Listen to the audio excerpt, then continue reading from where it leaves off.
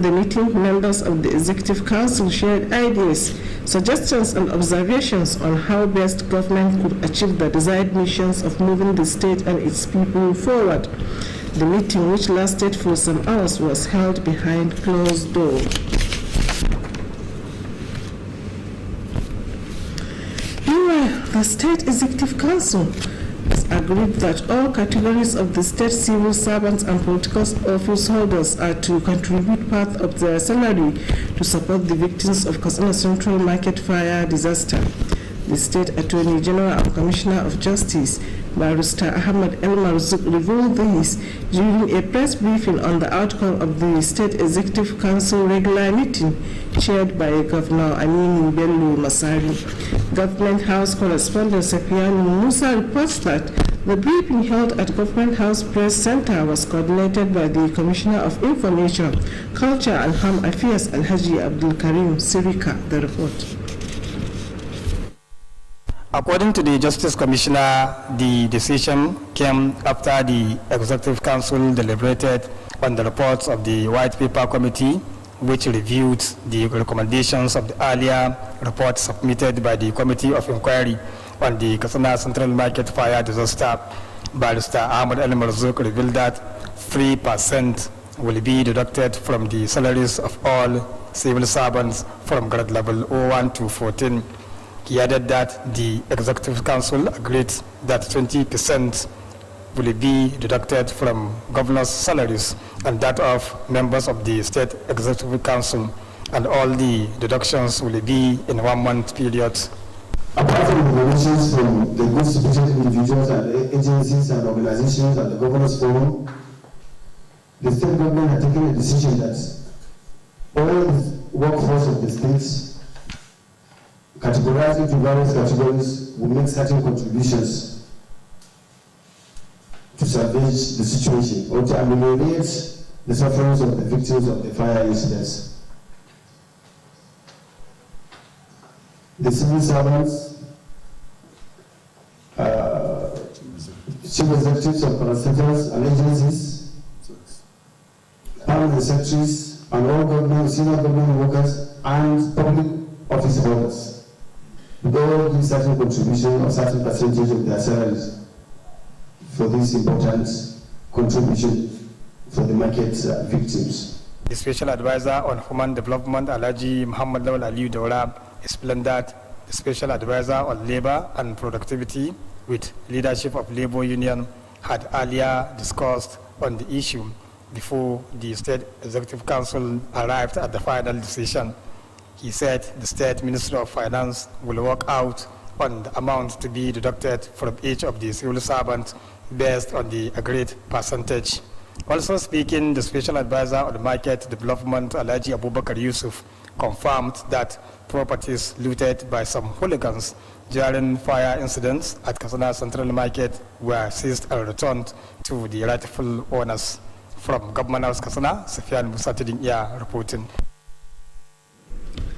Katsina State Government is doing everything humanly possible to provide ease of doing business activities with the people of Niger Republic. This was disclosed by the Permanent Secretary, Ministry of Commerce, Trade and Tourism, Alhaji Manir Ibrahim Talba, during a bilateral meeting between officials of the Kano-Katsina Maradi Economic Corridor K2M and some diplomats from Maradi, Niger Republic. Correspondent Dahir Abba has details of the report. The delegation of the diplomats include officials of an NGO, International Organization for Migration, Kano, Katsina, and Maradi, representatives of traditional rulers, security agencies, as well as the secretary to the government of the region of Maradi and the deputy governor of the region of Zender. The permanent secretary maintained that for any business to flourish, there must be security of lives and properties of whoever is involved in such businesses, which according to him is receiving all the required attention of Katsina State and the federal government.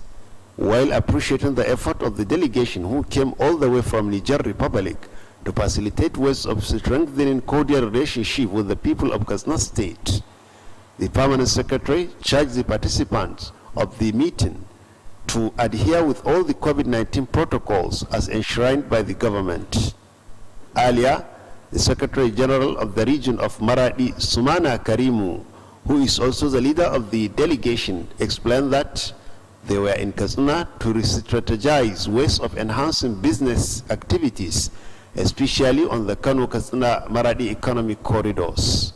The coordinator of the International Organization for Migration, Shuaibu Umaru, explained that the main objectives of the NGO is to facilitate any mission aimed at promoting peaceful coexistence between communities, especially those living along border areas.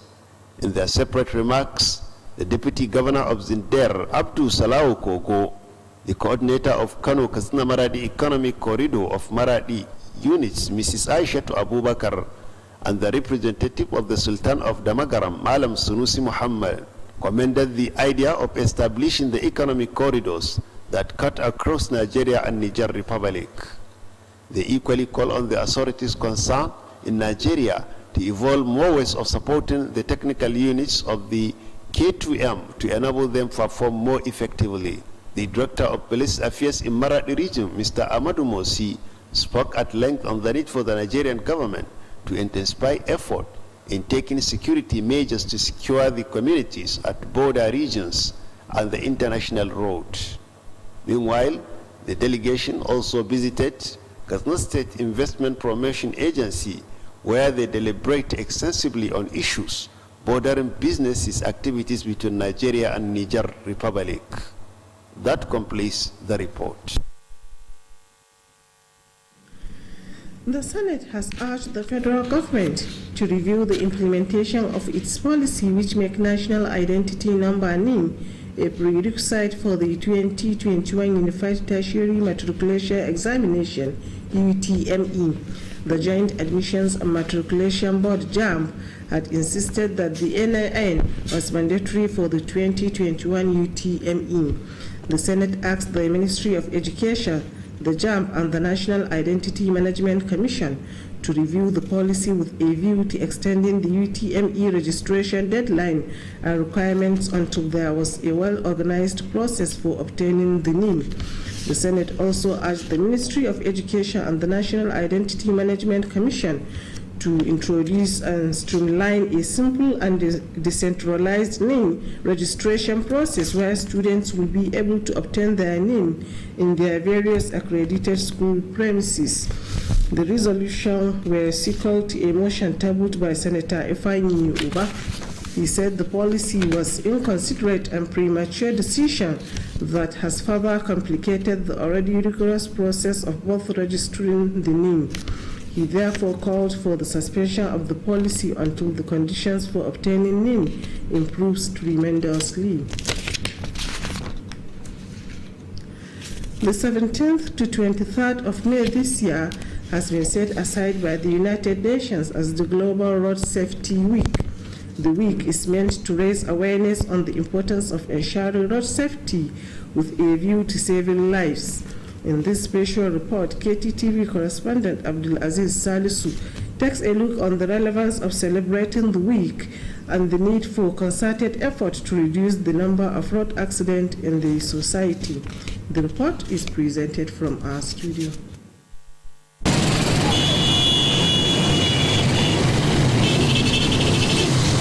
The Global Road Safety Week is a campaign initiated by the United Nations to draw the attention of all and sundry on the importance of ensuring road safety in the society. Since 2004, the week is being marked in every 2 years with a specific theme. The theme for this year's celebration, which is being held between the 17th and 23rd of this month, is titled Street for Life, #Love30. This year's theme encourages drivers to make streets safe by driving at the speed limit of 30 km per hour. There is strong indications that maximum speed of 30 km per hour saves lives, especially among the pedestrians, cyclists, children, and young people. As such, responsible drivers should support the hashtag 30 initiated by the United Nations to improve traffic safety. There is no doubt reducing vehicle speed is the most effective way of reducing road accidents, especially those that could lead to death or severe injury. This will assist greatly in saving the lives of young children and other road users.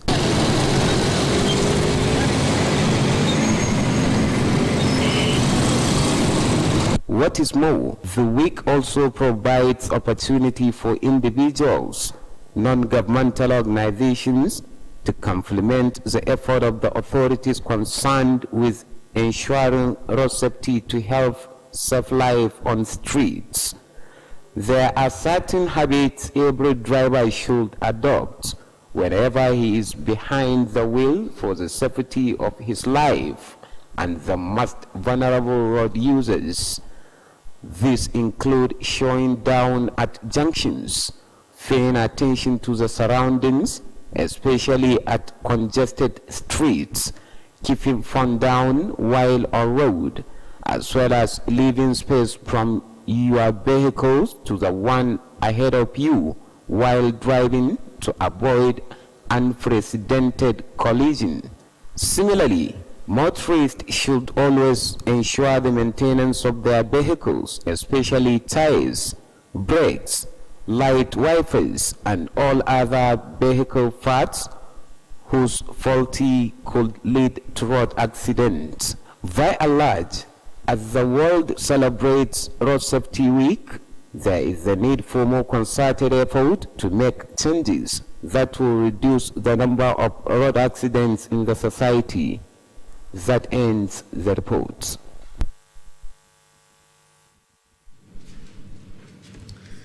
The Chief Justice of Nigeria, Justice Tanko Muhammad, has enjoined the Judicial Staff Union of Nigeria to call off its nationwide strike.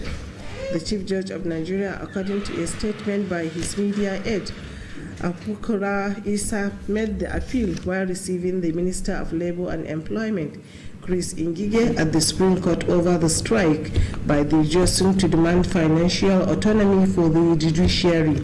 Justice Tanko Muhammad said calling off the strike will be in the interest of the nation and the larger interest of justice. The CJN observed that some of the issues in the contention were already being educated.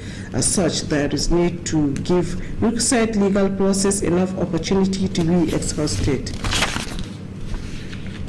Governor Aminu Bello Masari has led members of the State Executive Council for a condolence to the family of late Alhaji Isa Katsina.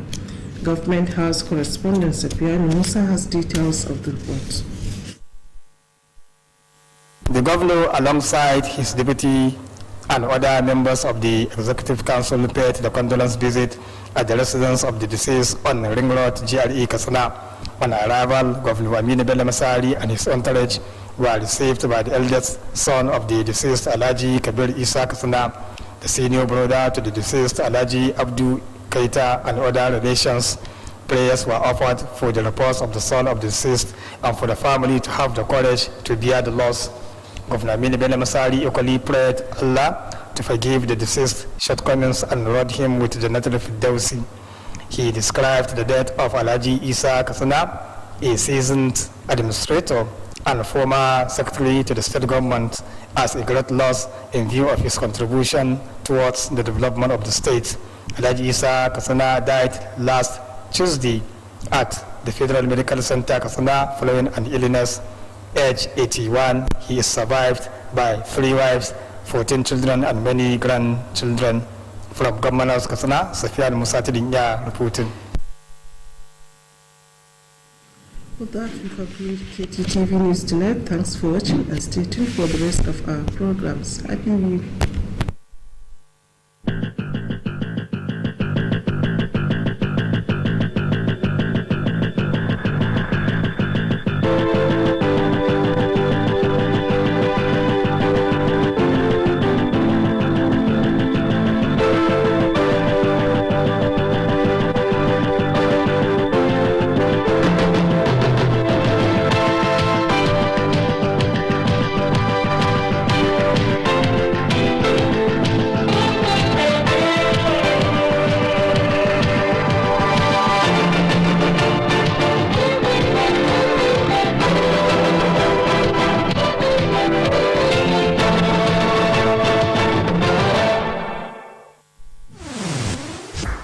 power, now enhanced with NASIMS. But what is NASIMS? It is the National Social Investment Management System. It has directly benefited over 1 million youths already and is now positioned to be more effective. For industry learning experience, interact with industry experts for hands-on experience, communicate concerns and promptly receive feedback, experience seamless beneficiary verification process. Today we have reached another milestone in the process of recruiting and